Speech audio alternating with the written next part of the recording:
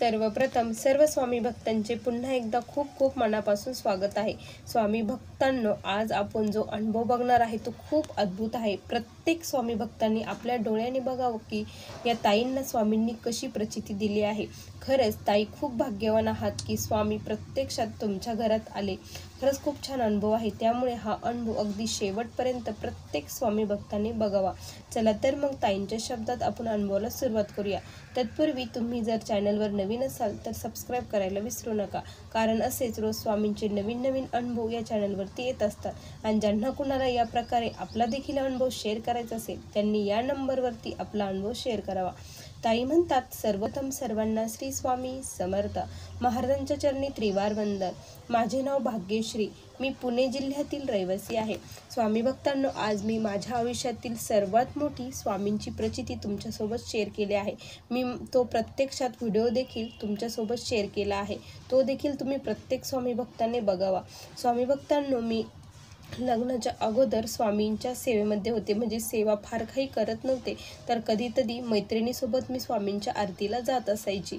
त्यानंतर माझे लग्न झाले।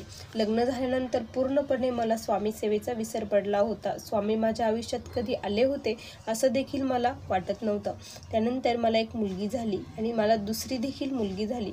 दुसरी मुलगी झाल्यानंतर ती सतत आजारी असायची, कंटिन्यू तिला हॉस्पिटलमध्येच ती असायची, कधी ॲडमिट कंटिन्यू, म्हणजे एक दिवससुद्धा ती व्यवस्थित नसायची।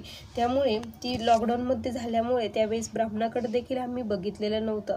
त्यामुळे माझी आई म्हटली की ही कायम आजारी असते, आपण एकदा ब्राह्मणाकडे जाऊन बघूया, याची शांती वगैरे काही करायची आहे का। त्यावेळेस आम्ही जेव्हा ब्राह्मणाकडे गेलो त्यावेळेस त्यांनी तिचं नाव स्वामिनी असं आल्याचं सांगितलं। ज्यावेळेस तिचं नाव असं सांगितलं तेव्हा मला स्वामींची आठवण झाली। मग मी मिस्टरांना म्हटले की आपण स्वामी महाराजांचा फोटो आणू आणि त्यांची सेवा आपल्या घरामध्ये सुरू करू। असं म्हटल्यानंतर मिस्टर देखील हो म्हटले आणि आमच्या घरामध्ये स्वामींचा फोटो आला। ज्या दिवसापासून स्वामींचा फोटो घरात आला त्या दिवसापासून माझी मुलगी ही आजारी पडली नाही। कंटिन्यू जी आजारी असायची ती आता एकदम व्यवस्थित झालेली होती, अजिबात तिचं आजारी ती नव्हती। त्यामुळे सेवा सुरू झाली। मग मी असंच मोबाईलवरती बघून हे करून मग स्वामींचे 11 गुरुवार व्रत करायचं मी ठरवलं। 11 गुरुवार व्रत मी केलं आणि सर्व काही व्यवस्थित झालं। त्यानंतर माझा जो भाऊ आहे तो पावसाळ्याचे दिवस होते, जून जुलै, त्यामध्ये तो काय केलं, त्याने विहिरीमध्ये पोहण्यासाठी गेला। विहिरी ही तुडंब गच्च 7-8 विहीर होती, ती गच्च भरलेली होती आणि तो तिथे पोहायला गेला। पोहायला गेल्यानंतर त्याच्या जी गळ्यात चैन होती ती चैन तिथे हरवली आणि ही घटना बुधवारी घडली। ती आईचा मला कॉल आला की त्याची चैन ही हरवलेली आहे। त्यावेळेस मग मी स्वामींना म्हटलं की स्वामी चैन सापडू द्या, असं खूप हे सर्वजण हे याच्यात होते, चिंतेत होते की चैन हरवली म्हणून। तर आमच्या घरी एक औदुंबराचं झाड आहे, तिथे दत्त महाराजांची मूर्ती ठेवलेली आहे। माझी मुलगी माझ्या सासूला बाईंना काय म्हणती, गुरुवार होता सकाळी, की आजी तू दत्त महाराजांना स्वामींना नारळ फोड म्हणे बाहेर, मामांची चैन लगेच सापडेल। मग आम्ही तसंच केलं, नारळ आणलं आणि नारळ फोडलं। नारळ फोडल्यानंतर अर्ध्या तासातच माझ्या भावाची चैन सापडली। हा एक खूप मोठा अनुभव मला त्यावेळेस आला। त्यानंतर असंच मग खूप दिवस झाले, 11 गुरुवार झाले आणि माझ्या बहिणीचं देखील लग्न जमत नव्हतं, तिचं देखील लग्न जमलं। त्यानंतर काय झालं ना की माझी खूप इच्छा होती की स्वामींचं देवघर हे मला घ्यायचं, खूप दिवसाची इच्छा होती। तिथे मागं स्वामींचा फोटो असावा, असं खूप छान देवघर असायचं।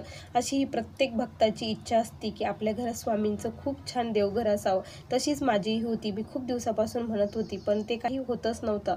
त्याच दरम्यान काय झालं, माझ्या मिस्टरांचा जॉब देखील गेला, ते शिक्षक होते पण त्यांचा जॉब गेला। जॉब गेल्यानंतर खूप मोठं डिप्रेशन आलं। मग मी पुन्हा स्वामींचे 11 गुरुवार करायचे ठरवले, संकल्प केला आणि 11 गुरुवार चालू केले। तिसऱ्याच गुरुवारी माझ्या मिस्टरांना परमनंट लेटर आलं। हे खूप मोठा चमत्कार आमच्या याच्यामध्ये झाला। त्यानंतर माझ्या मिस्टरांचाही स्वामींवरती विश्वास बसला आणि ते देखील स्वामी सेवा करू लागले। एक माळ केल्याशिवाय ते घराबाहेर पडतच नाही।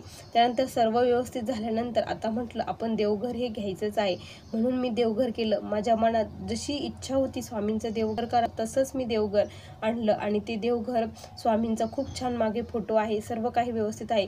देवघर आणलं, अर्धा तास झाला असेल, तिथे सर्व देवांची पूजा वगैरे केली, देव मी तिथे स्थापन केले.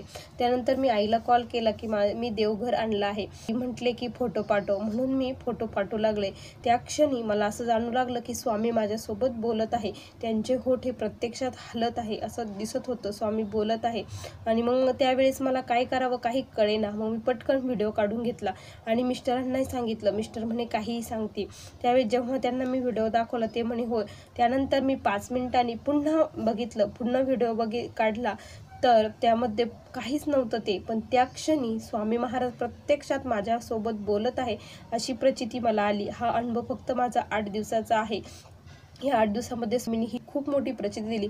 मी फार काही सेवा करते, काहीच नाही स्वामी भक्तांनो, मी तोडकी मोडकी सेवा करते, ती स्वामीपर्यंत पोहोचते. आणि स्वामींनी एवढी मोठी प्रचिती मला दिली, हा माझ्या आयुष्यातील खूप मी भाग्याचा दिवस समजते.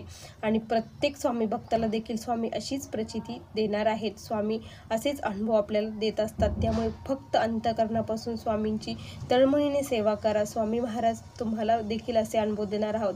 स्वामी भक्तांनो, आता मी तुमच्यासोबत मला तो घडलेला साक्षात्कार, तो व्हिडिओ तुमच्यासोबत शेअर केला आहे. आता प्रत्येक भक्तांनी हा व्हिडिओ बघावा असा मला आलेला हा अनुभव होता. श्री स्वामी समर्थ. बघा स्वामी भक्तांनो, किती सुंदर अनुभव होता. आता हा व्हिडिओ तुम्ही व्हिडिओच्या शेवटी नक्की बघा. तुम्हाला या ताईंचा अनुभव कसा वाटला नक्की कमेंटमध्ये कळवा. पुन्हा भेटूया अशा सुंदर अनुभवासोबत. तोपर्यंत सर्वांना श्री स्वामी समर्थ. जय जय स्वामी समर्थ. श्री गुरुदेव दत्त.